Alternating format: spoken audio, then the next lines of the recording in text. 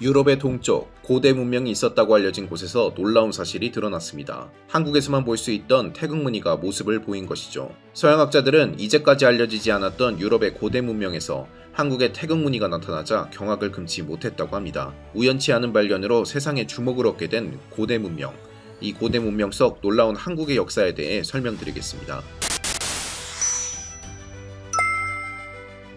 1884년 루마니아 타르구 프루무스에서 큰 도시인 라시까지 연결하는 도로 건설이 한창이었습니다. 일꾼들은 도로 건설을 위해 땀을 흘리고 있었죠. 땅을 파던 인부의 눈에 무언가 특이한 파편이 들어왔습니다. 주변 자갈과는 확연히 다른 모습의 인부는 사람들을 불러 모았죠. 인부가 파던 땅 주변을 샅샅이 조사해본 결과 파편이 추가로 더 발견되었습니다. 우연치 않게도 이 자리에는 루마니아의 민속학자인 테오도르 브라다가 근처를 지나가고 있었는데요. 소동을 유심히 지켜보던 그는 인부가 들고 있던 조각을 보고 심상치 않은 것이 발견된 것을 알게 되었죠. 그는 즉시 당국을 설득해 파편이 발견된 지역을 격리하고 철저한 연구 및 조사가 필요하다고 항변했죠. 그의 노력 덕분에 파편이 발견된 지역을 조사한 결과 놀랍게도 거대한 도시가 이 지역에 건설된 것을 확인할 수 있었습니다. 파편의 정체는 고대인들이 사용하던 도자기였습니다.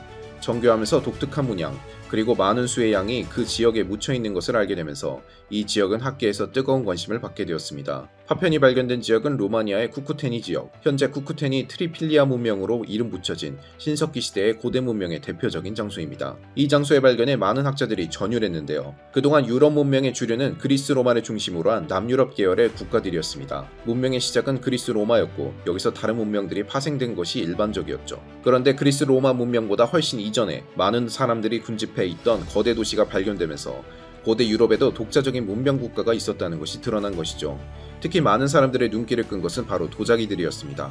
속속들이 발굴된 쿠쿠테니 문명의 도자기들은 한눈에 봐도 범상치 않은 문양과 생김새, 그리고 복잡한 기술이 담겨 있었습니다. 연구를 진행하던 학자는 쿠쿠테니 문명이 더 큰 비밀을 감추고 있다는 것을 알게 되었는데요. 이를 알 수 있었던 이유는 도자기에서 태극무늬가 발견되었기 때문입니다. 태극무늬는 전통적으로 음과 양을 표현하는 고대의 상징인데요.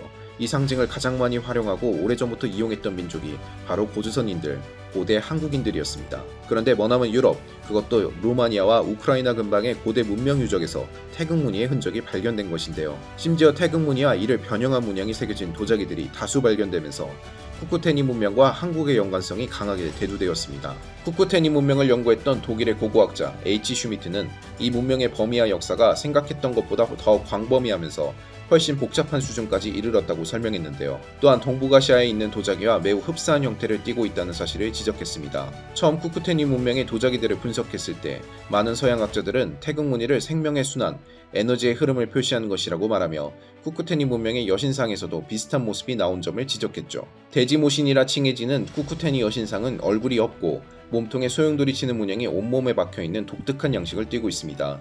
쿠쿠테니 문명 유적지에서 발견되는 이 여신상은 다른 유럽 문명과 차별화되는 유물인데요. 공교롭게도 만주에서 발견되는 테라코타 여신상과도 비슷한 모습을 띠고 있어 쿠쿠테니 문명을 만들었던 사람들이 사실 한국에서 넘어온 이들이라는 주장이 나오고 있습니다. 실제로 유사성은 물론이고 태극무늬라는 증거까지 발견되어 유럽 학자들 역시 이런 주장을 부정하기란 쉽지 않았죠. 이들 생활 역시 고대 신석기 시절 요하 문명권의 생활 방식과 비슷한 측면이 드러나는데요. 호밀과 완두콩을 주로 재배한 이들은 맷돌을 이용해 곡식을 빻았는데요. 맷돌의 생김새는 한국의 맷돌과 흡사한 것이 드러났습니다. 또한 이들은 태극무늬와 함께 3이라는 숫자에 대해 중요하게 여겼습니다. 천문학에도 능통한 것으로 알려져 도자기 문양에 작은 곰자리가 표현된 것을 볼 수 있습니다. 지구와 지하세계 그리고 천상을 표현하는 도상 역시 도자기에 표현되었죠. 이들은 가축 역시 재배했는데요.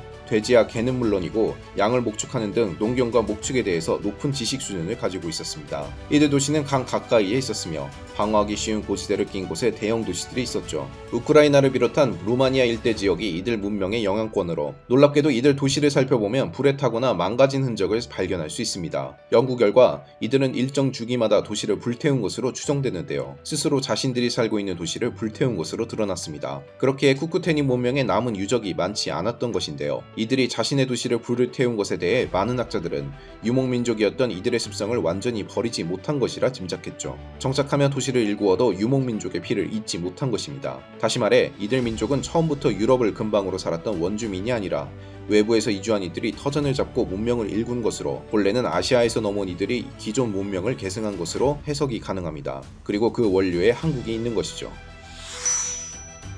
이전부터 고대 한국인들이 고조선 멸망 직후 중앙아시아를 거쳐 유럽으로 이주한 흔적을 확인할 수 있었습니다. 이를 증명하는 태극 문양이 고대 유럽 문명에서 등장하는 것은 우연이 아니죠. 리투아니아 출신의 유명 고고학자 마리아 김부타스는 쿠르간 가설을 내세우며 일학 스타가 된 학자인데요. 그녀의 주장은 중앙아시아에 위치한 쿠르간 문화권 사람들이 현재 유럽의 선조가 되었다는 것을 보여주었는데요. 쿠르간 민족 역시 동북아시아에서 살던 이들이 넘어와 형성한 유목민족으로 뿌리를 거슬러 올라가자면 고대 한국과 맞닿아 있습니다. 이들 문화에서도 태극 문양의 사용 흔적을 살펴볼 수 있습니다.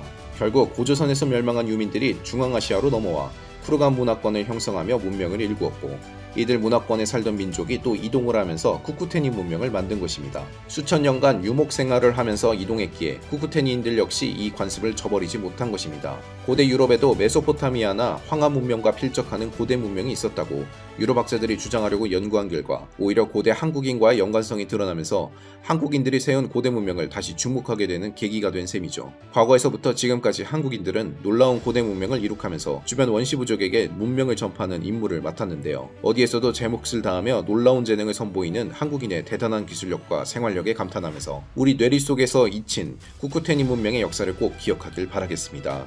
시청해주셔서 감사합니다.